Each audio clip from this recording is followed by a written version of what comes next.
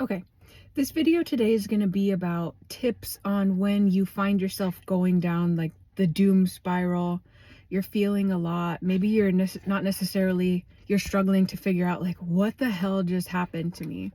Because I had this happen to me last night. Like I woke up out of sleep and I must have been dreaming about something and I just like was in a tailspin. I was scared and I felt a lot of hopelessness, and something I wanted to shed light on as you're on your recovery journey. Like, you're not feeling all these things, like it's not pointless. As you start healing and you start feeling more and more safe with who you are, how you feel, what you've been through, and particularly in sleep. Like, sleep is our most vulnerable state. It's where we process things. So things will come up unconsciously that you probably aren't aware of. Like, and this revolves a lot around even just going to sleep. Nighttime is particularly hard for a lot of trauma survivors. So this is just something for you to maybe look into. Like, do I find it hard to go to sleep?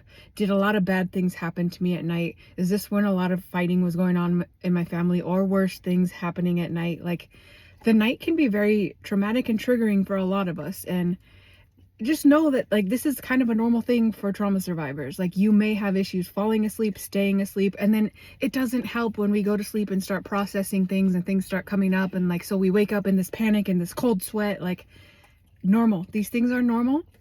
And so what I wanted to talk about today to help you with these things is, as you start having these experiences of like the trauma, the spiral into the doom and gloom, the, like, you know this, like we all get stuck in like the doom thoughts, the hopeless thoughts. And like when I woke up this morning, I was just like,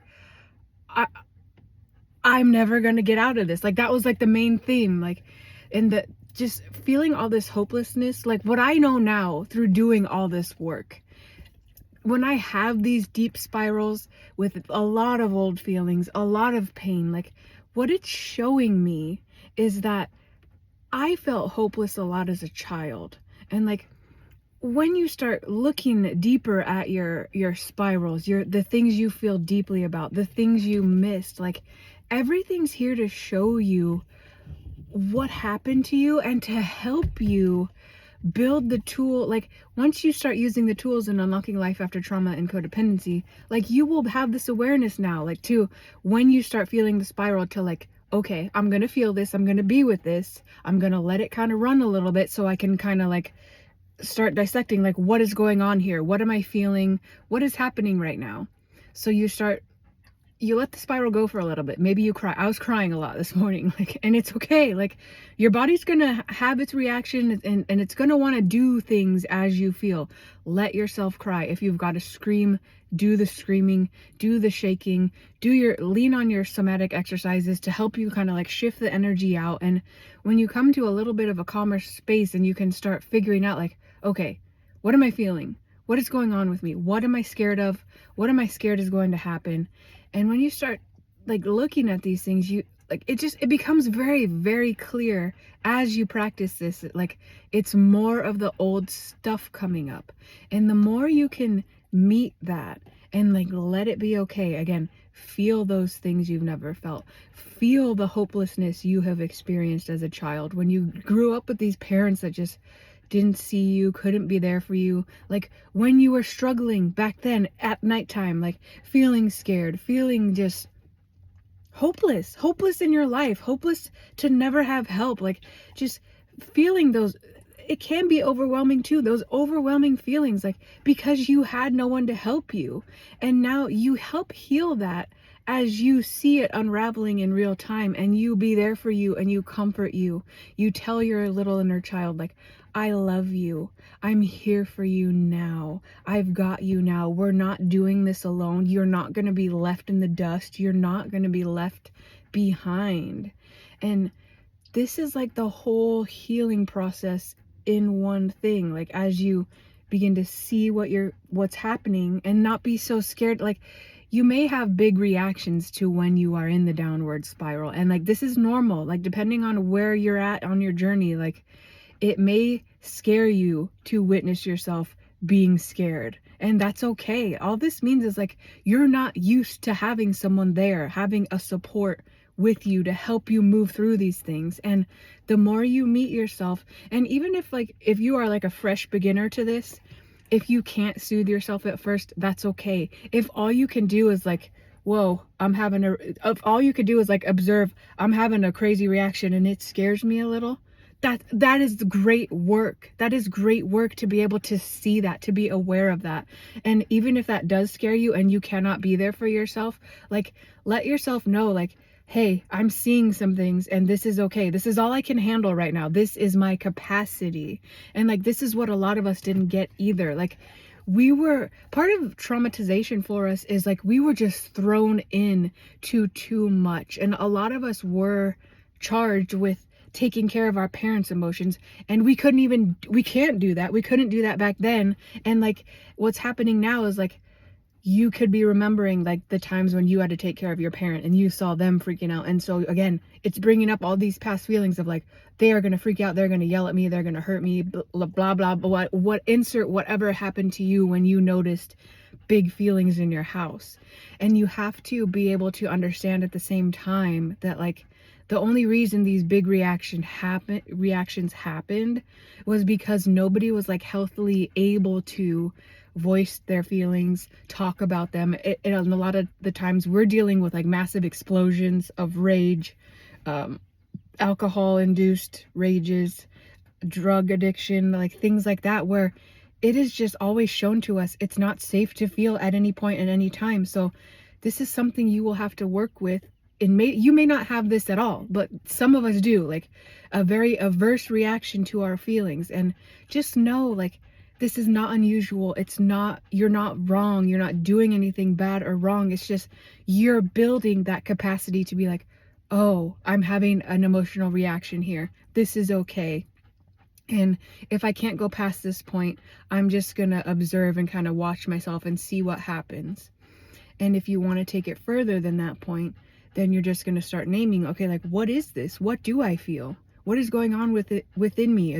Can I feel, and if you can't name the feeling, are there any bodily sensations? Because like, what happened? I feel hot a lot. I sweat. I'm like, it's just like the fear. I feel so scared and frozen. Like, this is where my freeze response comes in too. So you have to use these times when you're in spirals or you're feeling a lot and you're overwhelmed to kind of like dissect and learn yourself, learn how you respond to the things that have happened to you. And this is how you help kind of walk yourself out. So you learn like, okay, I freeze, I get scared, like when I'm sweating a lot, when I'm shaking, when I want to scream, when I want to cry. These are all signs that like I'm feeling things and I need to be there for me. I need to be there for me in the ways no one was. And when you do this, you slowly, like you're walking out of the freeze mode, and you're showing your body and your nervous system and like you're showing all these parts of you, like, it's safe to do this. You're safe here. Even if I feel scared observing you and watching all this happen, we're still safe. We're still safe to do this. And it's okay that this feels uncomfortable and weird. And if you feel scared, whatever you're feeling, I'm here for you and I'm going to be here with you. And this is how you slowly walk yourself out of it. And then to take it a little deeper, asking yourself, what do I need? What do I need to help myself in this situation? And you can use your past to look at like what you don't need. You don't need someone yelling at you, being mean to you, being rude to you, being like, come on, shut up, you don't feel this, like, get over it. No more of that. Like, you can't be speaking to yourself in those kind of ways. And if it helps you, like, picture yourself, like, if you have children, it's easier to picture, like, how would you talk to a child? Like, I don't have kids, so I'll picture my friends' kids. Like, how would I talk to like my friends' little girls? Like, I would not be berating them or yelling at them or like causing any fear in them. So you have to remember that your defaults might be to be mean and rude and abusive to you, and you will not heal if you keep putting that on yourself.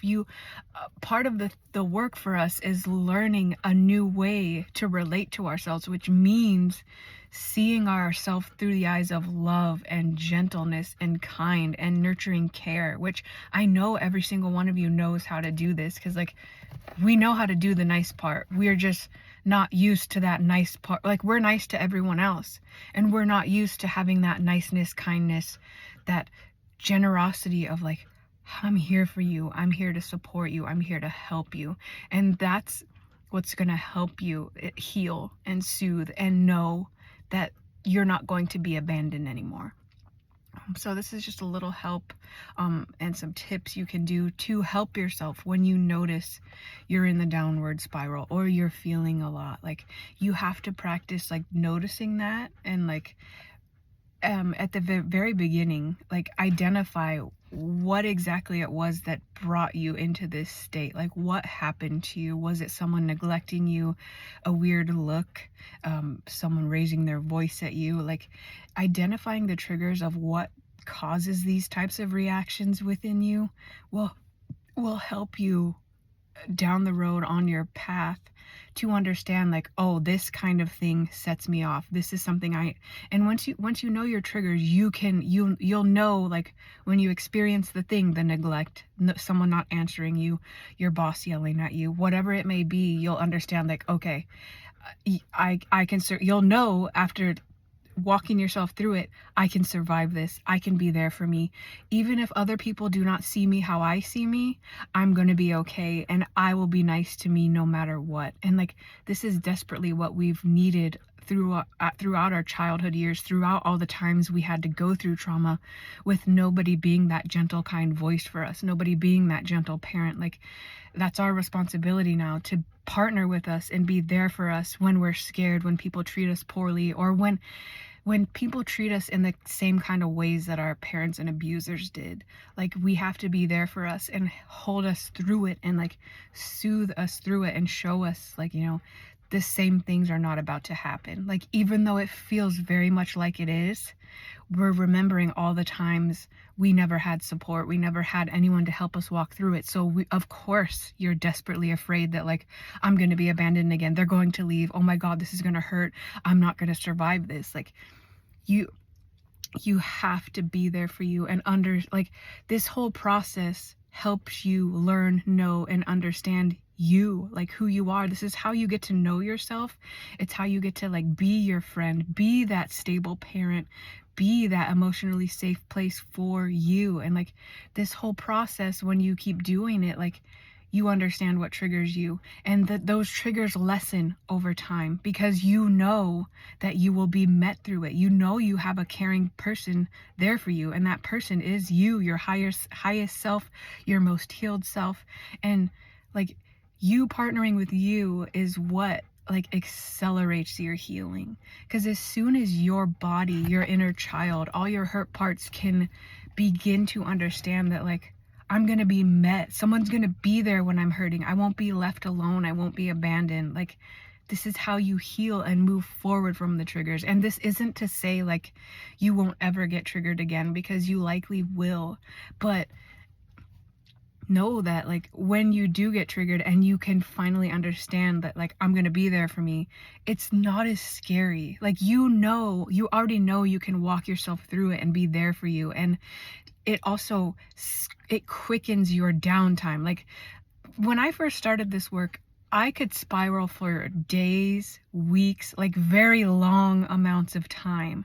And today, like 10 years later, I can stop. I notice the spiral beginning because I know the things that trigger me. I know what causes me pain, and I know how to snap. Like, my default now is not to neglect and ignore myself. It is to be like, oh, Haley needs help, I need to be there for her. I need to show her. Little Haley needs help, I need to show her. And well, by now, like, she knows I'm not gonna be like, I'm not gonna dismiss her, I'm not gonna turn her away. She knows I'm gonna be there for her. And this is what, like, I can do this in like 10-20 minutes now, versus days, weeks, and months of, like, being in the spiral, being like, I'm never gonna get out of this. I'm not, like, you can get out of it, but it takes some work. And I learned this process through the course Unlocking Life After Trauma and Codependency. It is my own self-created course. You can learn these things too. It is all laid out for you. We go through 6 weeks of understanding trauma, beginning to understand the like steps you've missed to have and hold all this trauma for your whole life. Like you begin looking at, what did I miss developmentally? And like for a lot of us, it's safety, not having a safe person to like be there for us, see us, soothe us through our pain.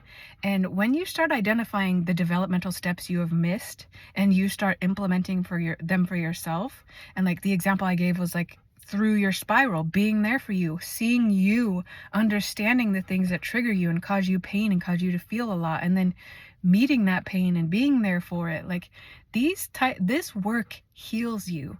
This is what heals you and ends the trauma cycles. And you will find too, just like I did, the more I show up for me, the less interest I have in narcissists, unavailable people, because I know I have my back. I know I treat myself well. I care about me. Like, I care about me more than anyone has ever cared about me before. And I don't mean this in like a stuck up, ha ba ba. I mean this in like an emotional way, a way that makes me feel safe. And when you have this down for yourself, which is the foundation we build inside of Unlocking Life, you end the trauma repetition, because you begin to understand, like, because you're raised in all this neglect and trauma, you're trying to close these loops with other unavailable people, because at the time before healing, you're also unavailable. But the more available you become, the less you seek out abusive types of people, because you are no longer abusive towards you, and you know how it feels to be seen, to be loved, to be nurtured. And this is what ends those cycles. Like, once you find safety and like you're comfortable being seen by yourself, you no longer want to be around people who don't see you, who don't care about you, and who actively harm you. And this is what I wish for every survivor. Like, this is a program I wish I had 10 years ago. Like, I wish I had this before I had to like figure everything out on my own. Like, it took me so damn long to get here. And I have cut out all the fat and given everything you need to know and learn inside this course. If you come from narcissistic homes, you've struggled with a lot of narcissistic abuse, you've grown up with boomer, neglectful, and narcissistic parents, because there are things you miss in your childhood and things that you need today to help you live better, live a life full of love instead of just constant neglect, constant pain, and constant fear. All right, guys, I hope this helped today. Love you guys. Bye.